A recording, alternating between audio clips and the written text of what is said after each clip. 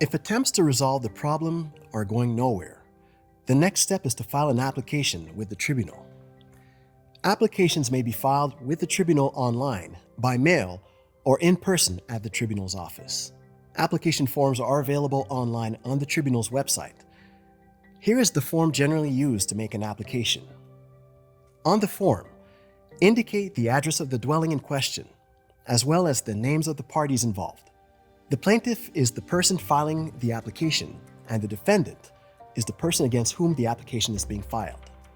Next comes the object of the application. The object of the application is set out in the conclusion sought by the plaintiff. For example, order the lessor to repair the front door, order the lessor to pay a certain amount for moral damages. The grounds for the application are the reasons justifying the application. For example, the lessee's front door has been defective for 6 months. The lessee notified the lessor several times, but the problem persists. The lessee is experiencing a lot of stress because of this situation. And of course, the application must be dated and signed.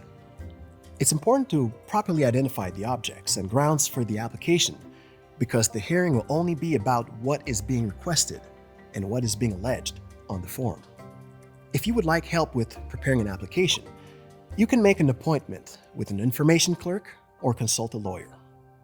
Generally, fees for filing an application may range from $56 to $87 and may or may not be reimbursed by the defendant depending on the circumstances. Once the application has been filed, a record will be opened. After the application has been filed, certain actions need to be performed so that the record stays open. First of all, the plaintiff must send a copy of the application to the defendant, as well as a list of exhibits that he or she intends to present at the hearing, being sure to keep the proof of receipt.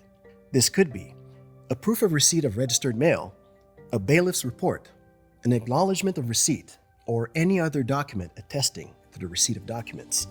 Next, within 45 days of filing an application, the plaintiff must file the list of exhibits as well as the proof of receipt in the tribunal's records. Barring any exceptional situations, no other documents need to be filed in the record. The evidence will have to be filed with the tribunal at the time of the hearing. Once all these steps have been completed, simply wait to be convened to the hearing by the tribunal. Once the tribunal has determined the date of the hearing, all the parties will receive a notice of hearing, notifying them of the place as well as the date and time of the hearing. It's important that you properly prepare your file before the day of the hearing. Proper preparation will not only decrease your stress levels, but it will also give you more credibility before the judge.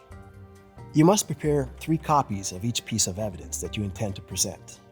One for you, one for the other party, and one for the judge.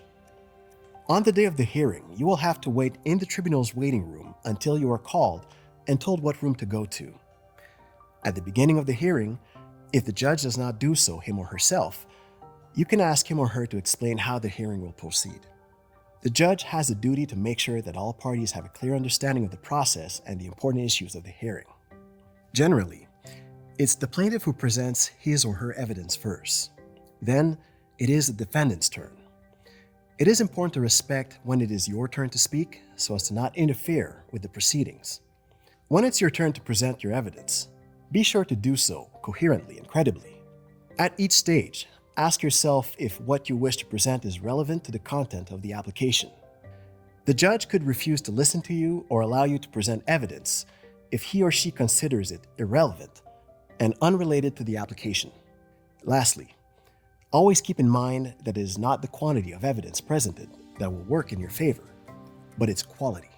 Once the parties have finished presenting their evidence, the judge will analyze the file and render his or her decision in writing. No decision will be rendered on the day of the hearing. The judge may dismiss the application in its entirety, allow the application in its entirety, or allow the application in part, making certain changes to it. The decision will be sent to all the parties by mail. It will also be available under your application online on the tribunal's website. It's a good idea to check your file online on a regular basis to see if a decision has been rendered. If you're not sure that you understand what a decision entails, it's important to quickly consult a lawyer. In fact, if you wish to contest the decision, You must do so within a specific time limit, ranging from 10 days to 1 month. Simply not agreeing with the decision does not allow you to contest it. In fact, a person can only contest a decision on certain very specific grounds. For example, you may contest the decision if, due to serious reasons, you were prevented from attending the hearing or presenting a piece of conclusive evidence. It's also possible to contest the decision if the judge granted more than what was requested or made an error of law in his or her decision. If you do not intend to contest the decision and you want to know your options regarding its execution, please consult a lawyer or the legal collective for free legal advice.